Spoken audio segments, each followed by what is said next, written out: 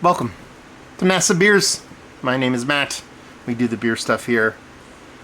Second review by these folks. Oakflower. Oakflower out of, where are they located again? Oh, Basking Ridge, I believe. It says here Millington, New Jersey. It's right on the edge of Basking Ridge. Anyway, I went second time only going to the brewery. And just haven't got a chance to get out there with the kid and everything's been so busy. And today is the Sunday before the day before the 4th of July. I had a little bit of time I could go out and about, and I was like, you know what, I kind of want to go back there. So I went back there. They had a bunch of different beers on offer. I brought back some of their Kolsch in some cans, which I'll be doing a review, probably go up at the same time as this one. And I had a couple beers while I was there, and I saw this West Coast IPA. That's what this is. I haven't even mentioned that yet. It's called a Heartwood. Check the ABV. We got a little satanic ABVs on here. I'm in a mood. Been in Westy mood for quite a while now, and I figured I'd give it a whirl. Didn't have it at the brewery. There's grass and stuff because the bag I had it in broke right when I was lifting it up to bring it into the old shed here. So there's just crap all over it, which is fantastic. But I think that makes beer taste better. So we'll see what's what anyway. Let's crack in this sucker, see what's going on. It is, like I said, like the 2nd of July. It is crazy weather-wise out there. You might be enjoying a louder than normal fan buzzing because I have additional fans going. I don't have AC going on in here yet, and it is so freaking humid. Like this, I don't know if you could probably see on here, but this growler is sweating profusely. It's been out for like seconds, and there's a crazy, like, severe thunderstorm going on right now. So yeah, if I lose power, so be it. So anyway, crowler wise, I dig it. It's just basically a picture of the brewery on there. I can get down with that. So beer wise, it definitely looks the part of West Coast IPA. I mean, you're talking about something that is hyper clear. That's about as clear as you're going to get beer wise. Very clear from a place that doesn't have $1 million for centrifuges and filters and all that kind of stuff. Well, I assume they don't. They're close to Basking Ridge. They might. And it just has that nice kind of amber glow to it that you'd expect from a really nice West Coast IPA. White as white can be had in a very, very kind of mesmerizing, let's see if we can actually get that on there, kind of carbonation just floating up there, looking all purdy and stuff. Yeah, it's good nose. It just smells like an East Coast person's interpretation of the West Coast IPA, and by that I mean it's very much this kind of new school East Coast meets West Coast IPA I've been having a lot of lately. Just reviewed an IPA. It wasn't a West Coast IPA, but an IPA from Aber Brewing in New Jersey. And this kind of gives me a little bit of those vibes, you know, that kind of nice malt forward based kind of IPA with a nice kind of crystal two-row kind of thing going on with this nice kind of citrus leaning hop with a little bit of touch of piney resinous, very, very minimal though, but very much malt leaning, very much, I would call it a subtle West Coast IPA, but with the way IPAs kind of lean nowadays, very much kind of like you're a little bit of touch of new school hops with a very old school kind of West Coast malt bill and sensibility, but not hyper aggressive, at least on the nose. And obviously things can flip the script on the taste. Let's dive in. Cheers, y'all.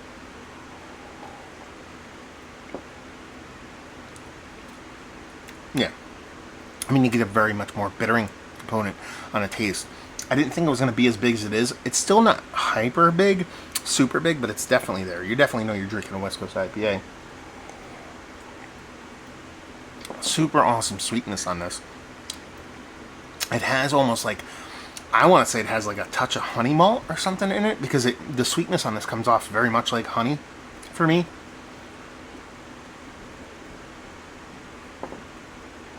Super squeaky clean, super drinkable. Like, this is 6.66. I'm sure it's not exactly that. I'd actually venture to say this is probably just a little bit lower than that, but it has this really cool combination of that malt base, again, that kind of, you know, two-row crystal malt combination with, if there's not honey malt in here or something like that, then it's just me wishing it's there. But man, does it come off like that in combination with this kind of new school citrus fruity hop that is very much kind of, what's what I'm looking for? Not juicy, I don't want to say this because it's going to come off negative. Kind of like Flintstone vitamin-y in a way the citrus kind of comes off, not like crappy, tastic, ballast pointy, kind of that kind of stuff. It just, in a good way, in a very, very good way, it reminds me of that. So it's a citrus that is a little bit more kind of confectionery citrus, but without like any kind of syntheticness going on for it. Probably a better way to say it is zesty with a bit of confectionery going on, but without overt bittering from the citrus side of things. And then you have that pininess, which is big but not ultra resinous. It's not like super like rip your panel out palate wrecking kind of bitterness. You know it's piney. It's not a nondescript kind of bitterness. It's definitely a pininess, but it lacks that resinous touch, and it lacks an aggressiveness. So it comes off a little bit softer, a little bit more user-friendly, for the lack of a better term, on the pine side of things. That's why when I was saying on the nose, I didn't expect it to be this bittering, but it just has this little bit of a kind of tempered West Coast vibe to it. That's why I said it was like an East Coast interpretation of a West Coast IPA, and that portion of the show, the way I explained that, kind of follows through on the taste. Super well made, like super squeaky clean, like this is like creepily drinkable. Like this crowler is gonna go down fast. Let's put it that way. Yeah, I think it's really, really tasty. Fantastic, delicious. And honestly, again, I'm gonna be like a creepy chugger. It's almost like a session level as far as impact goes. You know, you're drinking something plus 5%, plus 6%. But the way it drinks and how easy it drinks, even though it has that impact on both the fruit and bittering portion of the show, and that maltiness has that sweetness, and there is that kind of honey vibe to it that I get.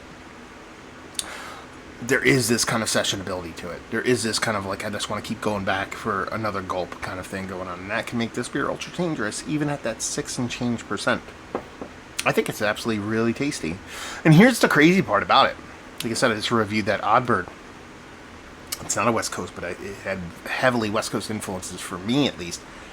If I didn't have that the other day, this would probably be one of my favorite West Coast IPAs that I've had in quite some time. It's just having that other one that was just, and nothing against this beer by any stretch of imagination. You should have had some really good West Coast IPAs. Again, the Oddbird wasn't West Coast; it was just a pale ale. But you know, I had that North Park Hopfu one, which was like ultra stellar. Had some really good ones lately. And while this one might be for me personally just a hair behind those are epically good beers.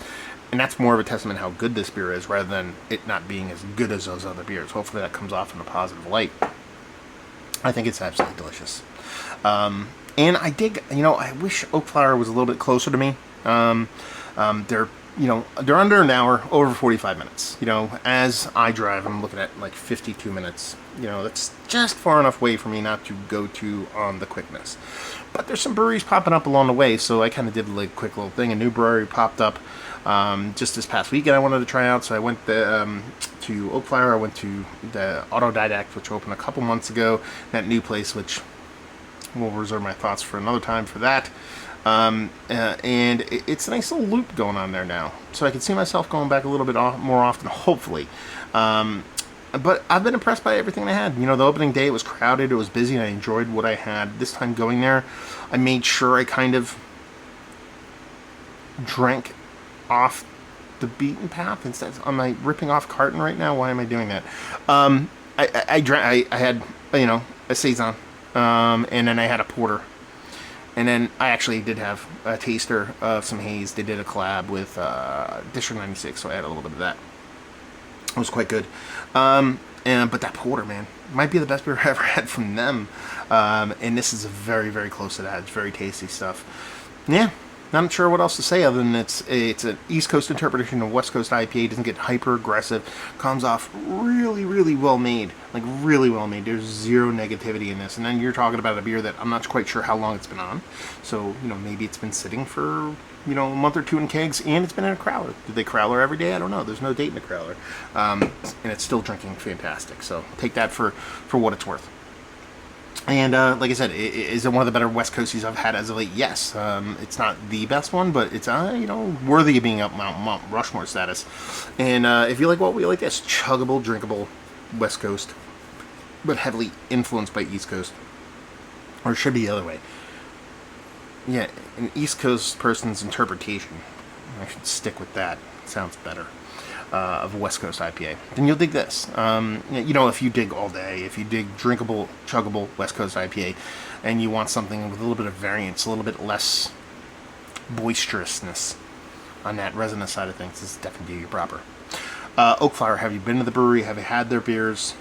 Have you had this beer? Have you had this iteration? This 2 days before the 4th of July version of this beer? If you had, let's talk about it down there. So there you go. Hopefully you guys enjoyed the review. Hopefully you're enjoying a local-ish crowler right now. Hopefully see you next time. Cheers, y'all.